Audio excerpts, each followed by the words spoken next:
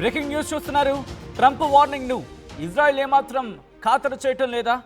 ఓవైపు Trump ప్రతిపాదనకు okay అంటూనే గాజాపై బాంబుల వర్షాన్ని కురిపిస్తున్న ఇజ్రాయెల్కి సంబంధించి ఆ బ్రేకింగ్ న్యూస్ చూస్తున్నారు. ఈ దృశ్యాలను కాస్త కలవరపరచచ్చు. దీనికి సంబంధించి తగిన జాగ్రత్తలు తీసుకోవాలని ఆర్టీవీ సూచించడం జరుగుతోంది. This is a disturbing content, viewer discretion is advised. తాజాగా జరిపిన బాంబు దాడుల్లో 10 మంది పౌరులు మృతి చెందారు. గాజాలో ఉన్న పౌరులు వెంటనే ఇతర ప్రాంతాలకు వెళ్ళిపోవాలంటూ వార్నింగ్ ఇస్తోంది ఇజ్రాయెల్. అవును, ఇది ఇజ్రాయెల్ అంటున్న మాట. గాజాలో ఉన్న పౌరులు వెంటనే ఇతర ప్రాంతాలకు వెళ్ళిపోవాలంటూ వార్నింగ్ ఇస్తోంది. గాజా సిటీని చుట్టుముడుతున్నామని ఐడిఎఫ్ హెచ్చరించడం, ఇజ్రాయెల్ డిఫెన్స్ ఫోర్స్ ప్రకటించడం. ప్రస్తుతం ఏం జరుగుతోంది? ట్రంప్ మాటను ఇటు బేఖాతరు చేస్తోందా ఇజ్రాయెల్? ప్రస్తుతం ఈ అంశానికి సంబంధించి చర్చ జరుగుతుంటోంది. మరోవైపు శాంతి చర్చలకు సిద్ధమంటూ హమాస్ ప్రకటించిన నేపథ్యంలో బందీలను విడుదల చేసేందుకు హమాస్ ఓకే అన్న పక్షంలో ఇప్పుడు ఇజ్రాయెల్ తీసుకున్న ఈ అడుగు, ఇటు ఇజ్రాయెల్ వేసిన ఈ అడుగు ప్రస్తుతం బిగ్గెస్ట్ క్వశ్చన్ మార్క్ కింద మారుతోంది. ఏం జరగబోతోంది? ఇటు శాంతి చర్చలు కొలుక్కొచ్చే అవకాశం ఉందా? అసలు శాంతి చర్చలకు ఇటు ఇజ్రాయెల్ మాట పక్కన పెడితే హమాస్ ఇప్పుడు ఒప్పుకునే పరిస్థితి ఉంటుందా? ఎందుకంటే ఇంతవరకు ఇజ్రాయెల్కి సంబంధించి ప్రశ్న తలెత్తిన సందర్భం. ఇజ్రాయెల్ ఒప్పుకున్న హమాస్ ఒప్పుకునే పక్షం కాదు, హమాస్ ఒప్పుకుంటే ఇజ్రాయెల్ ఒప్పుకునే పక్షం కాదు.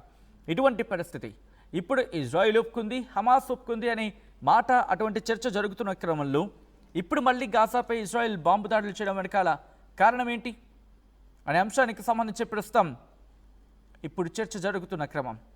మీరేమనుకుంటున్నారని కామెంట్ చేసే ప్రయత్నం చేయండి. గాజాపై ఇజ్రాయెల్ మళ్ళీ బాంబు దాడులకు దిగింది. ఇజ్రాయెల్ అలాగే పాలస్తీనాకు సంబంధించి, అంటే గాజాకు సంబంధించి ఇజ్రాయెల్ అలాగే పాలస్తీనాకు సంబంధించి ఎటువంటి పరిస్థితులు ఉన్నాయో చూస్తున్నాం.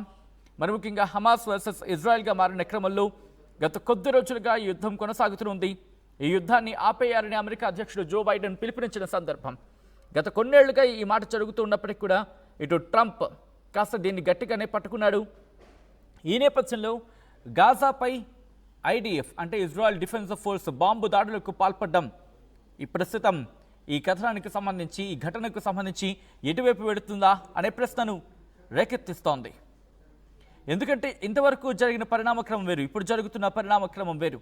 ఇప్పుడు ఏం జరగబోతుందనేది, తాజా దాడుల్లో గాజాలను ఇంట్లోకి ఒకే కుటుంబానికి చెందిన 4 ప్రాణాలు కోల్పోయినట్టుగా తెలుస్తోంది. ఖాన్ యూనిస్ నగరంలో మరో 2 మరణించారు. ఖాన్ యూనిస్ నగరం అంటే శరణార్థులు ఎక్కువగా ఉంటూ ఉంటారు. ఖాన్ యూనిస్ నగరంలో, ఆ ప్రాంతంలో ఆ దాడులకు సంబంధించిన దృశ్యాలు మీరు చూస్తున్నారు.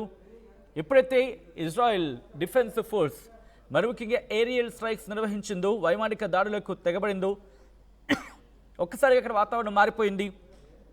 అక్కడ భయంతో పరుగులు పెట్టిన సందర్భం. ఇప్పటికే హమాస్ అంగీకరించిన సందర్భం బందీలను విడిపించేందుకు. అయినప్పటికీ ఇజ్రాయెల్ ఎందుకు ఈ బాంబు దాడులకు పాల్పడింది అనేది ప్రస్తుతం ఈ అంశానికి సంబంధించి అనేక క్వశ్చన్స్ని రేకెత్తిస్తోంది. బందీల విడుదలకు హమాస్ అంగీకరించిన నేపథ్యంలో ఇజ్రాయెల్కు ట్రంప్ ఇటీవల కొన్ని కీలక సూచనలు కూడా చేసిన సందర్భం. ఏమని? గాజాపై బాంబు దాడిని వెంటనే ఆపేయాలంటూ తన సోషల్ మీడియా ఖాతాలో ట్రంప్ చెప్పుకొచ్చాడు. ట్రూత్ సోషల్ మీడియాలో పోస్ట్ చేసుకొచ్చాడు.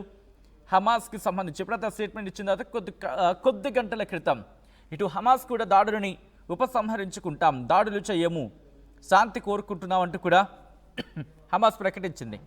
అయితే ఇజ్రాయెల్ హమాస్ వీళ్ళిద్దరూ దాదాపుగా ఇక దాడులు జరగవనుకుంటున్న క్రమంలో ఇప్పుడు తాజాగా గాజాపై బాంబు దాడులను ఇజ్రాయెల్ చేపట్టడం ప్రస్తుతం ఈ అంశానికి సంబంధించి ఏం జరుగుతుందో, అసలు ఇజ్రాయెల్ సంసిద్ధంగా లేదా, బలవంతంగా ట్రంప్ మాటను ఊకొట్టాల్సి వచ్చిందా, ఇటు తన అసమ్మతిని ఇలా చూపించే ప్రయత్నం చేస్తుందా? బెంజమిన్ నెతన్యాహు ఎందుకు ఇటువంటి దాడులకు పాల్పడుతున్నాడు? బెంజమిన్ నెతన్యాహుకి ఏం కావాలి? బెంజమిన్ నెతన్యాహు ఏం కోరుకుంటున్నాడు? ప్రస్తుతం ఈ అంశానికి సంబంధించి చర్చ జోరందుకుంటోంది. గాజా సివిల్ డిఫెన్స్ ఏమంటుందంటే కనుక భారీ దాడులు జరిగాయి, ట్రంప్ అప్పీల్ను కూడా పట్టించుకోకుండా దాడులకు తెగబడింది ఇజ్రాయెల్ తమ మీద అంటూ ఆందోళన వ్యక్తం చేస్తోంది. ప్రస్తుతం పాలస్తీనా వాసులు, మరి ముఖ్యంగా పాలస్తీనా ప్రభుత్వం అక్కడ. సో ఈ నేపథ్యంలోని అక్కడ ఉద్రిక్త వాతావరణం చోటు చేసుకుంటోంది. మరి ముఖ్యంగా అక్టోబర్ 7, 2023 నుంచి ఈ రోజు వరకు చూసుకుంటే దాదాపుగా సుమారు 50 నుంచి 60 వేల మంది ఆ లీస్ట్ కండిషన్స్లో 60 వేల మంది మరణించుంటారు అంటూ కూడా మాట్లాడుకుంటున్న సందర్భం ఉందంటే అక్కడ అర్థం చేసుకోవచ్చు. సో ఈ క్రమంలో అక్టోబర్ 4న అంటే ఈ రోజు కొద్ది గంటల క్రితం ప్రైమ్ మినిస్టర్ ఆఫీస్ ఒక స్టేట్మెంట్ని రిలీజ్ చేస్తుంది. ఏమని? ఇజ్రాయెల్ ఇటు ఇన్ ఫుల్ కోఆపరేషన్ అంటే పూర్తి స్థాయిలో మద్దతు తెలుపుతుంది, ఇటు ట్రంప్ తీసుకున్న నిర్ణయానికి పూర్తి స్థాయిలో మద్దతు తెలుపుతుందంటూ కూడా చెప్పుకొచ్చిన పరిస్థితి. అలా చెప్పిన కొన్ని గంటల్లోనే, ఇంకా చెప్పాలంటే నిమిషాల వ్యవధిలోనే ఇలా జరగడం ప్రస్తుతం ఆందోళన కలిగిస్తోంది. ఇది ఎక్కడి వరకు వెళ్తుందా అనేది ప్రస్తుతం చినికి గాలివానిగా మారే అవకాశం కనిపిస్తోంది. ఎందుకంటే డచ్ ప్రైమ్ మినిస్టర్ కూడా గాజా పీస్ డీల్కి సంబంధించి ఒప్పుకున్న పరిస్థితి ఉంది. ఆస్ట్రేలియా కూడా ఆహ్వానం అంటే ఈ అంశానికి సంబంధించి ట్రంప్ ప్లాన్, ఇటు గాజాలో మళ్ళీ శాంతి స్థాపనకు ట్రంప్ ప్రయత్నాన్ని కూడా ఆహ్వానించింది. కెనడా కూడా హమాస్ ఆ రియాక్షన్ మీద కూడా ఇటు కెనడా కూడా వెల్కమ్ చేసింది. జోర్డాన్కి సంబంధించి వాళ్ళు కూడా హమాస్ పాజిటివ్ రెస్పాన్స్ ఇచ్చిందంటూ కూడా ఇటు జోర్డాన్ ఫారెన్ మినిస్టర్ రియాక్ట్ అయిన సందర్భం. అలాగే Irish foreign minister Simon Harris కూడా రియాక్ట్ అయ్యారు. ఇప్పుడు బాంబులు ఆపేయండి, ఆ దాడులు ఆపేసుకోండి, కాస్త గన్స్ అనేవి అక్కడ ఆ శబ్దాలు వినిపించకుండా కొన్ని రోజులు బ్రతకండి అని అర్థం వచ్చేలా స్టేట్మెంట్ ఇచ్చిన సందర్భం. బ్రిటిష్ ప్రధాని కేర్ స్టార్మర్ అని రియాక్ట్ అయ్యారు. యుఎస్ పీస్ ప్లాన్కి సంబంధించి ఆయన అప్రిషియేట్ చేయడం జరిగింది. జర్మన్ ఛాన్సలర్ ఫ్రెడరిచ్ మెర్జ్ వాళ్ళు కూడా రియాక్ట్ అయ్యారు. రియాక్ట్ అయిన సందర్భం. ఫ్రెంచ్ ప్రెసిడెంట్ ఇమాన్యుయల్ మ్యాక్రాన్ కూడా ఇలా ప్రతి దేశానికి సంబంధించి ఒక్కొక్కరు కూడా రియాక్ట్ అవుతున్న సందర్భం. ఒక్కసారి ఆ దృశ్యాలు చూద్దాం. ఈ కథ